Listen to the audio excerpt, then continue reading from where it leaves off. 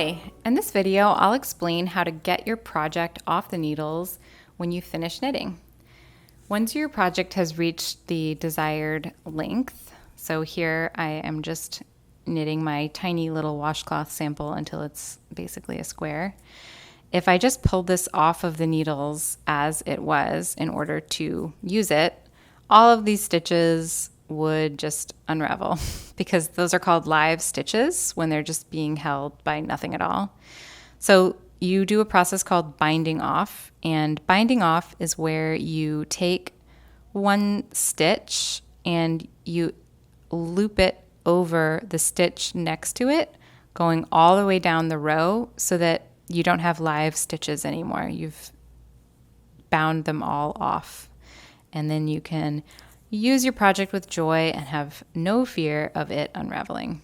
So this should still be connected to your cone of yarn. Mine is cut off because this is all the length that I'm going to need to bind off, but yours should still be connected to the cone.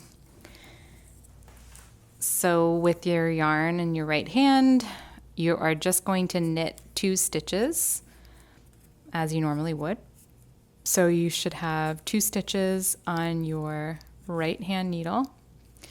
And once you have 2 stitches on the right hand needle, you're going to take your left hand needle and pass it into the first stitch. And then you are going to pass the first stitch up and over using the right needle to hang on to that second stitch so that the first stitch is bound off over the second stitch, just like that. I demonstrate that all the way down my little sample row and knit another stitch. So I have 2 again. Keeping this pretty loose, a little looser than you would normally have your stitches for knitting. If you kept this really tight, the bind off row could be too tight. So this will keep it more comfortable. So passing that second stitch over the first. Knit 2 stitches again.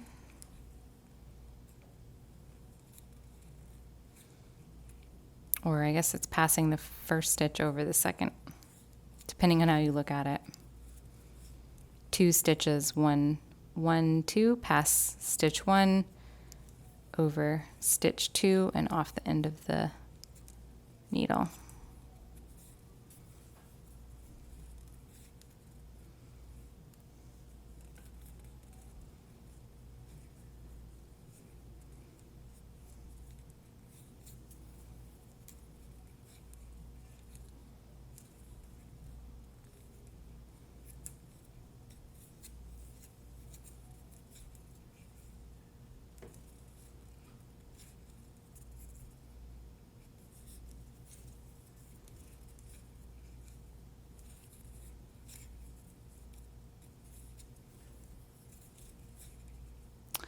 Eventually, you will finish your row and only have 1 stitch left.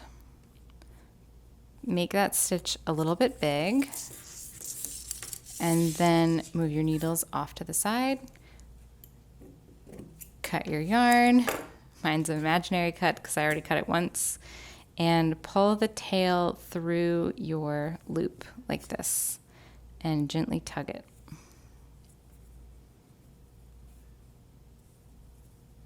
And then you have all of your stitches bound off. If you look at them, you can actually see how they are laid down in a row, holding each other in place.